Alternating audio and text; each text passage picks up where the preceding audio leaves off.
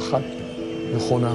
הכל זה טוב, כל עוד שיש basic human respect.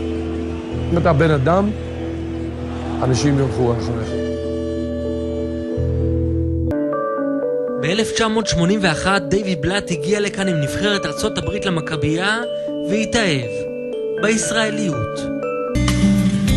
אחרי שסיים את לימודיו במכללת פרינסטון היוקרתית, בלאט שיחק 11 עונות בליגה הישראלית עד שנפצע בגיד האכילס והתחיל את הפרק המשמעותי בחייו. אני תמיד צוחק שאנשים מסתכלים על הקריירה שלי ואומרים, הוא קפץ כל כך מהר והוא לא עבר את כל התהליכים, זה שטויות.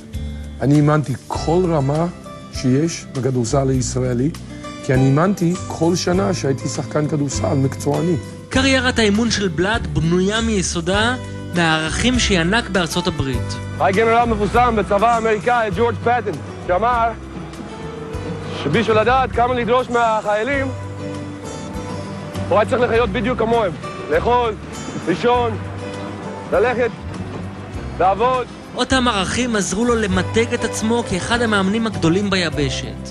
כשרגע השיא היה שחייה באליפות אירופה עם נבחרת רוסיה ב-2007. קודם כל, אני יצאתי מהארץ, אבל הארץ לא יצא ממני. אז איפה שאני לא הולך, אני ישראל.